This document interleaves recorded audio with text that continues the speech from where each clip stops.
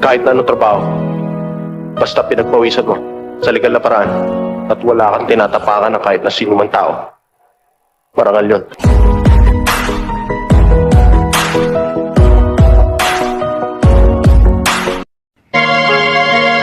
Hindi porket hindi ka nakapagtapos ng pag-aaral, wala ka nang mararating sa buhay.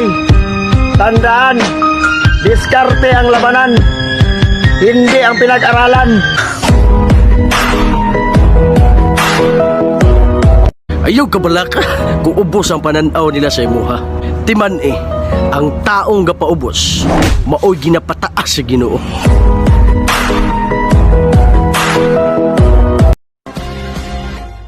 Huwag kang maghanap ng babaeng maipagmamalaki mo dahil lang sa ganda nito. Ang hanapin mo, idol, yung babaeng kaya kang samahan kahit pa sa pinakamahirap na sitwasyon ng buhay mo at kaya kang samahan hanggang dulo. Kasi yung ganda, additional na lang yan eh.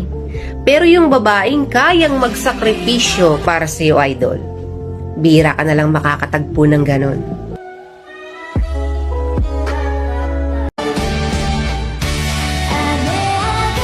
Huwag mo kong husgahan. Baka hindi mo kayanin maski kalahati ng aking pinagdaanan. May dahilan ang mga bagay na nagawa ko noon at may dahilan kung sino ako ngayon.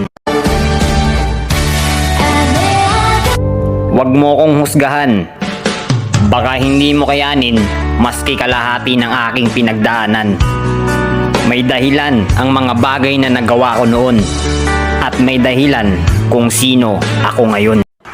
Bago mo husgahan ang pagkatao ko, subukan mong isuot ang sapatos ko at lakbayin ng buhay na tinahak ko.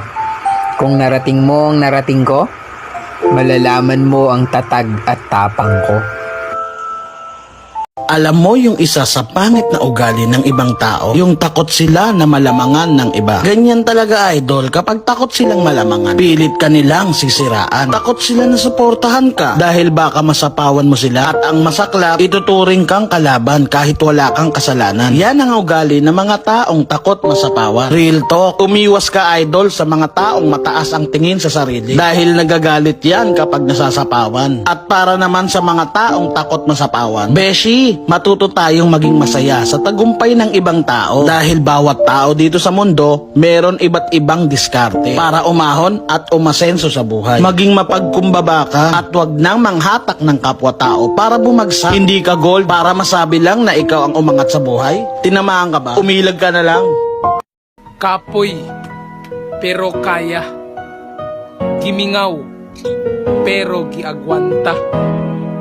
Galisod, pero naay pamaagi. Daghan og problema, pero nangita og solusyon para sa hayag nga kaugmaon.